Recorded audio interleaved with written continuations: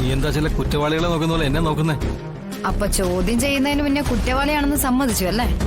എനിക്ക് അത് മതി. ഓ, എനിക്കിപ്പോ എന്ത് തലവേന കേസുണ്ടാ നീ ഇപ്പൊ എന്റെ മുന്നിൽ വന്ന് നിൽക്കുന്നേ? രോഹിത് ഇന്ന് എവിടെ പോയതായിരുന്നു? ഞാൻ സാധാരണ എവിടേക്കാ പോകുന്നത്? സൂപ്പർ മാർക്കറ്റിലേക്കല്ലേ? നീ വിളിക്കുമ്പോ ഞാൻ സൂപ്പർ മാർക്കറ്റിലാ. എന്തിനാ രോഹിത് ഇങ്ങനെ നട്ടാ കുരുക്കാത്ത നുണ പറയുന്നേ? തലയും കാണും പൊട്ടിത്തെറിച്ച് പോവാന്ന് പറഞ്ഞാലേ ഈ തല ഇപ്പൊ ഇവിടെ കാണില്ലായിരുന്നു. അത്രയ്ക്ക് വലിയ നുണയാ രോഹിത് ഇപ്പൊ എന്റെ മുന്നിൽ നിന്ന് എഴുന്നള്ളിക്കുന്നെ.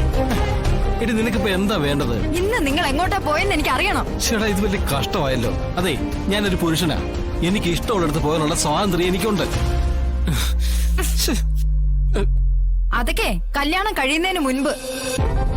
ഇപ്പോ ഭാര്യ അറിയണം നിങ്ങൾ എവിടെ പോയതാ, എന്തിനു പോയതാ, ആരെ കാണാൻ പോയതാന്നൊക്കെ. അത് ഏതൊരു ഭാര്യയുടെ അവകാശമാ. പറ, ഇന്ന് നിങ്ങൾ എവിടേക്കാ പോയെ? എടി അതല്ലേ ഞാൻ പറഞ്ഞത്, സൂപ്പർ മാർക്കറ്റിലേക്കാ പോയതെന്ന്. സംശയം ഉണ്ടെങ്കിൽ അവിടെ ചെന്ന് അന്വേഷിക്കും. അന്വേഷിക്കാനൊന്നുമില്ല. ഇന്ന് ഞാൻ നിങ്ങളെ വിളിച്ചതേ ആ സൂപ്പർ മാർക്കറ്റിൽ വന്ന് നിന്നിട്ടാ മനുഷ്യ. ഞാൻ അവിടെ വന്നോ ഇല്ലയോ എന്ന് നിങ്ങളൊന്ന് അന്വേഷിച്ചു നോക്ക്. അപ്പൊ അവര് പറയും യഥാർത്ഥ സത്യം എന്താന്ന്. ഇനി പറ, നിങ്ങൾ എവിടേക്കാ പോയെ? പറയാതെ നിങ്ങളെ ഞാനിന്ന് എവിടേക്ക് വിടില്ല. എടി അത് പിന്നെ ശ്യാമ, ഞാനിന്ന് പുതിയ നുണകളൊന്നും ആലോചിക്കണ്ട. എനിക്കെല്ലാം മനസ്സിലായി. നിങ്ങൾ ഇന്ന് ഹോസ്പിറ്റലിലായിരുന്നു. നിങ്ങൾക്കേ എന്നേക്കാളും വലുതിപ്പോ മറ്റു പലരും ആണല്ലോ. എടി അത് പിന്നെ ഞാൻ ഹോസ്പിറ്റലിൽ പോയെന്നുള്ള കാര്യം സത്യമാണ്. സത്യം പറ, ആ കൊച്ച് നിങ്ങളുടെ കൊച്ചാണോ? എടി വെറുതെ അല്ല, ഈ ഒളിച്ചും പാത്തുള്ള നിങ്ങളുടെ പോക്ക് കണ്ട് ചോദിച്ചതാ. നിന്റെ ഈ ലൈസൻസ് ഇല്ലാത്ത നാവുകൊണ്ട് ഇനി എന്തെങ്കിലും പറഞ്ഞാലുണ്ടല്ലോ. എന്താ നിങ്ങക്ക് പൊള്ളിയോ?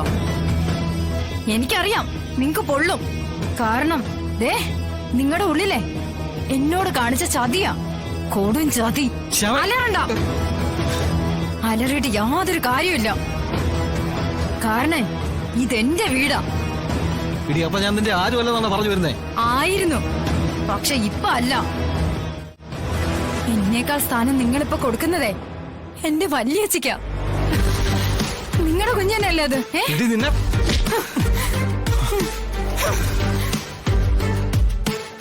തൊട്ടുപോകരുത് തന്നെ.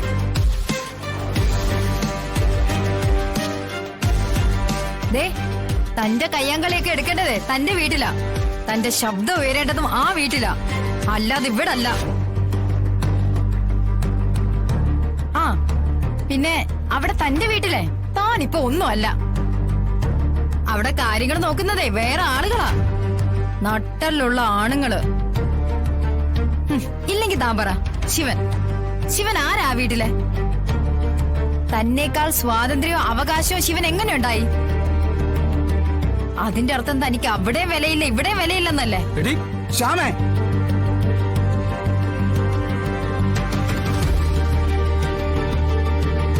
മതി, നിർത്ത്. രണ്ടും കൂടി തമ്മിൽ തല്ലി ചാവാതിരി.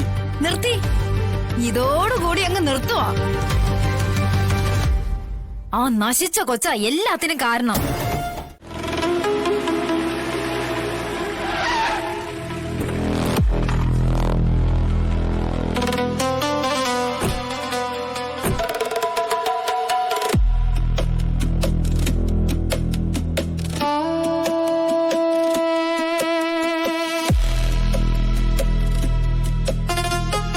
മാഡം, രാവിലെ തന്നെ ബുദ്ധിമുട്ടിക്കുന്നതിന് ക്ഷമിക്കണം. സത്യഭാമയ്ക്കെതിരെ ഒരു പ്രേരണാ കുറ്റമുണ്ട്. അതിനെ അറസ്റ്റ് ചെയ്യാനാ ഞങ്ങൾ വന്നത്.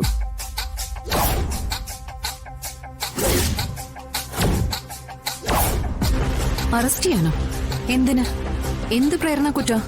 ആത്മഹത്യക്ക് ശ്രമിച്ച കുട്ടിക്കൃഷ്ണൻ ഇന്നലെ രാത്രി മരിച്ചു.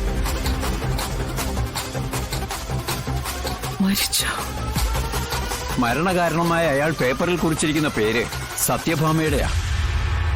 അയാളുടെ ഫോണിലേക്ക് അവസാനം കോള് വന്നിരിക്കുന്നതും സത്യഭാമയുടെ തന്നെയാ. അല്ലെന്ന് സത്യഭാമ പറയട്ടെ. ഫോണിൽ കുട്ടിക്കൃഷ്ണനെ വിളിച്ച് ചീത്ത പറഞ്ഞിട്ടില്ലെന്ന് സത്യഭാമ പറയട്ടെ. പറ സത്യഭാമേ, സത്യസന്ധമായിട്ട് കാര്യം പറ. വിളിച്ചിരുന്നോ ഇല്ലയോ? ഞാൻ വിളിച്ചിരുന്നു. കണ്ടില്ലേ മേഡം, സത്യഭാമയ്ക്ക് അങ്ങനെ നുണ പറയാൻ കഴിയില്ല. കാരണം കാശ് കൊടുക്കാനുള്ളവരോട് സത്യഭാമ പറയുന്ന ഒരു ഭാഷയുണ്ട്. ആ ഭാഷ പോലീസ് ഇൻസ്പെക്ടറായ എന്റെ അടുത്ത് പോലും സത്യഭാമ എടുത്തിട്ടുണ്ട്. സത്യം പറയാലോ മാഡം, പെറ്റ തള്ള പോലും സഹിക്കില്ല.